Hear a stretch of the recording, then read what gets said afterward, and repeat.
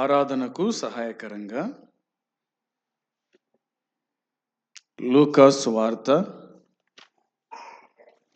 20వ అధ్యాయము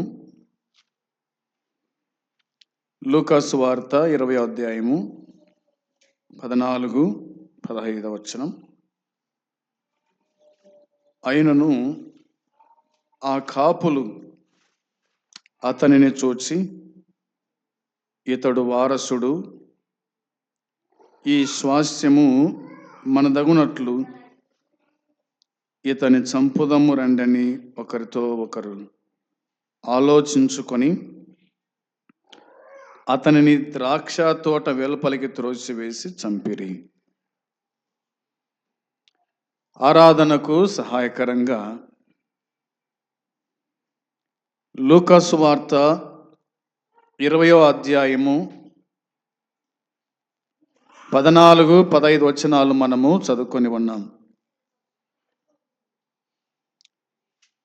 ఈ 2 వచనాలలో ప్రభువైన యేసుక్రీస్తు మనకు కనిపిస్తాడు. ఇక పై వచనకు వస్తే గనక, ఒక మనుషుడు ద్రాక్ష తోట నాటించి కాపుల గుత్తకిచ్చి దేశాంతరం పోయి బహుకాలం ఉండెను అనే మాట మనము చూడగలుగుతాం. 9వ వచనములో ఒక మనుషుడు అనే మాట ఉంది. ఆ మనుషుడు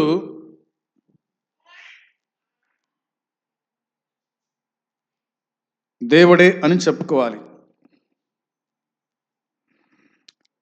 ఈ మాటలు చెప్పింది ప్రభు కాబట్టి తనను గురించి, తన తండ్రి గురించి, ద్రాక్ష తోట అనగా ఇశ్రాయేలు గురించి ఆయన ఉపమాన రీతిగా ఈ మాటలన్నీ కూడా పలికినట్టుగా మనము చూడగలుగుతూ ఉన్నాం. పంటకాలం వచ్చినప్పుడు ఆ ద్రాక్ష తోట యజమాని తనకు భాగముగా వచ్చు వాటిని తీసుకురమ్మని మొదట ఒక దాసుని పంపించాడు. ఆ దాసుడు వచ్చి, నా యజమానుడు నన్ను పంపాడు, నా యజమానికి వచ్చు భాగములో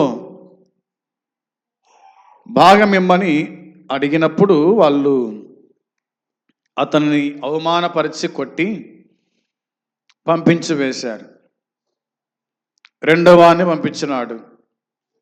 రెండో వాడిని కూడా అదే విధంగా వాళ్ళు అవమానపరిచి కొట్టి పంపేశారు. మూడో వాడిని పంపించినారు. అతన్ని కూడా వారు కొట్టారు, అవమానపరిచారు, అతన్ని పంపివేశారు. ఇక ఆ తోటమాలి, ఆ తోట యజమానుడు ఇలాగా అనుకున్నాడు, నేనేమి చేతును అని ఆలోచన చేస్తూ ఉన్నాడు. నేనేం చేయాలా? మొదటి దాసుని పంపించినాను, రెండవాన్ని పంపించినాను, మూడవాన్ని పంపించినాను, కానీ వారు కొట్టారు, అవమానపరిచారు, నాకు వచ్చే భాగము వాళ్ళు పంపించలేదు అని నేనేమి చేతును అని ఆలోచన చేసుకొని ఇలాగా అనుకున్నాడు. 13వ వచనంలో నా ప్రియకుమారుణ్ణి పంపుదును అనుకున్నాడు. నా ప్రియకుమారుణ్ణి పంపుదును, ఒకవేళ వారు అతన్ని సన్మానించుదురేమో అనుకున్నాడు. ప్రియకుమారుడు, ఏకైక కుమారుడు కదా, ఒకే కుమారుడు, పంపిద్దాం, సన్మానిస్తారు, నాకు రావాల్సిన భాగం ఇచ్చి పంపిస్తారు అని ఆలోచన చేశాడు తోటమాలి యజమానుడు. కానీ వాళ్ళు ఆ విధంగా వారు చేయలేదు. వారు ఏం చేశారు అంటే 14వ వచనం మనం చదువుకున్నాం. అయినను ఆ కాపులు, ఆ రైతులు ఏం చేశారంటే అతని చూచి, ఇతడు వారసుడు, ఇతడే అతని కుమారుడు అని అనుకొని ఏం చేశారంట వాళ్ళు? ఈ మాట చూడండి, ఇతడు వారసుడు, ఈ స్వాస్థ్యం మనదగునట్లు ఇతన్ని చంపుదము అని ఆలోచన చేశారు. చంపుదము అని ఆలోచన చేశారు. తన చేనిలో ఉండి కదా, తన ఆస్తి ఇవన్నీ కూడా అతనివి. కానీ వాళ్ళేమో ఇతను చంపితే ఇతని స్వాస్థ్యం, ఈ పొలం, ఈ ద్రాక్ష తోట ఇవన్నీ కూడా మనవి అవుతాయి కదా అనుకొని ఆలోచన చేశారు. ఆలోచన చేసి ఏం చేశారు వాళ్ళంటే, ఆ ద్రాక్ష తోట యజమానుడు 10వ వచనంలో రాయబడిన మాట జ్ఞాపకం చేసుకొనగా, అతని ద్రాక్ష తోట వెలుపలికి త్రోసివేసి చంపిరి అని ఉంది. అతనిని ద్రాక్ష తోట వెలుపలికి త్రోసివేశారంట, చంపేసినారు. వారు అనుకున్నది వాళ్ళు చేశారు. తండ్రి అనుకున్నదేమో ఒకటి. ఏమనుకున్నాడు తండ్రి? నా కుమారుని పంపిస్తే సన్మానిస్తారు అనుకున్నాడు. కానీ వాళ్ళు సన్మానించకుండా చంపేశారు. దేనికోసం? ఆ పొలం కోసం, ఆస్తి కోసం అతన్ని చంపినట్టుగా మనము చూస్తూ ఉన్నాం. అందుకే దేవుని వాక్యమైన బైబిల్లో మనం చూడగా ఇలాగా మనం చూడగలుగుతాం. ఒక మాట చూడండి, రోమీయులకు రాసినటువంటి పత్రికలో 9వ అధ్యాయము, రోమా పత్రిక 9వ అధ్యాయంలో మనము జ్ఞాపకం చేసుకున్నప్పుడు, తన కుమారుణ్ణి ఈ లోకానికి పంపినట్టుగా మనము ఇందులో చూడగలుగుతాం. ఆ మాట గమనించగలుగుతారా?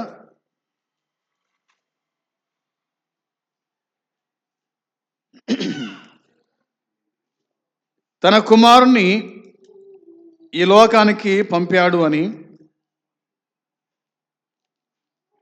ఆ వచన భాగాల్లో మనము చూడగలుగుతాం.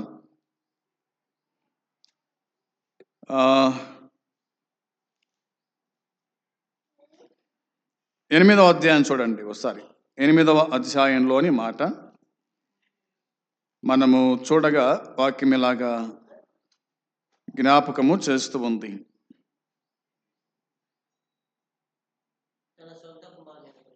32వ వచనం, తన సొంత కుమారుణ్ణి అనుగ్రహించుటకు వెనుక తీయక మనందరి కొరకు ఆయనను అప్పగించిన వాడు. ఈ మాట చూడండి, తన సొంత కుమారుని అనుగ్రహించుటకు అనే మాట కనిపిస్తూ ఉంది. తన సొంత కుమారుని అనుగ్రహించినాడు, మన కోసమై, మన నిమిత్తమై తన సొంత కుమారుణ్ణి అనుగ్రహించినాడు. ఈ సొంత కుమారుడు ఏం చేశాడు? మన కోసమై అంటే ఇలాగా మనము జ్ఞాపకం చేసుకోవాల్సి వస్తుంది. కొలస్సీయులకు రాసిన పత్రిక 1వ అధ్యాయం 13వ వచనంలో,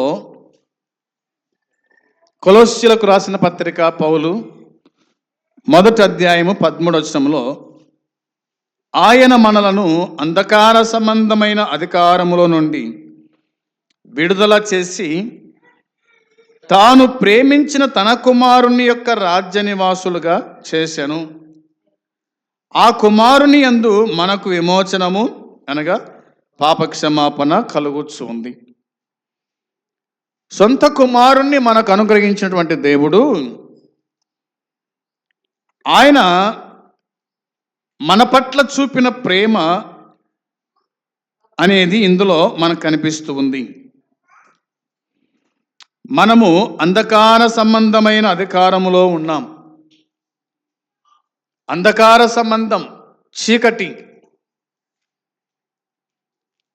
కనిపించేటువంటి అంటే మంచికి మనిషి కనిపించని స్థలం, దానిని అంధకారము అనే మాట ఇందులో మనం చూస్తాం.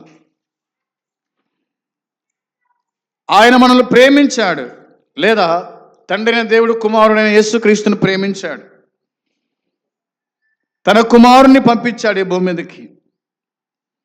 ఆ కుమారుని యందు మనకు విమోచన, పాపక్షమాపణ కలిగింది. మనల్ని విమోచించాడు. అంధకారం నుంచి, అధికారం కింద నుంచి విడుదల కలగజేశాడు, విమోచించాడు. మన పాపములను క్షమించినాడు, పరిశుద్ధపరిచాడు. ఆ పరిశుద్ధ దేవుడైనటువంటి యేసుక్రీస్తును మనము జ్ఞాపకము చేసుకునేటువంటి వారుగా ఉండాలి. అందుకోసమే మనం ఆ ప్రభువును స్తుతించాల. ఆ తోటమాలి చెప్పినట్టుగా నా కుమారుని సన్మానించుతాను అనుకొని పంపాడు కదా, అదేవిధంగా మనము కూడా ప్రభు అయిన యేసుక్రీస్తును మనము సన్మానించు వారమై, అంటే స్తుతించు వాళ్ళమై ఉండాలి. జ్ఞాపకం చేసుకోవాలా, ఆరాధించాలి, ఆయన చేసిన మేళ్లను గుర్తు చేసుకోవాలి, ఆయనను ఘనపరుస్తూ స్తుతిస్తూ ఉండాలనేది ఈ వచనం మనకు జ్ఞాపకానికి తీసుకొని వస్తూ ఉంది. ఆ విధంగా దేవుడు కనికరించి మనల్ని జ్ఞాపకం చేసుకొని ఈ ప్రభు దినాన్ని ఆయన మనకు అనుగ్రహించాడు. అందును బట్టి ప్రభువును మనము స్తుతిస్తూ ఆరాధించుచు ఘనపరుస్తూ ముందుకు సాగుదాం. అట్టి కృప దేవుడు మనకు అనుగ్రహించునుగాక. ఆమేన్.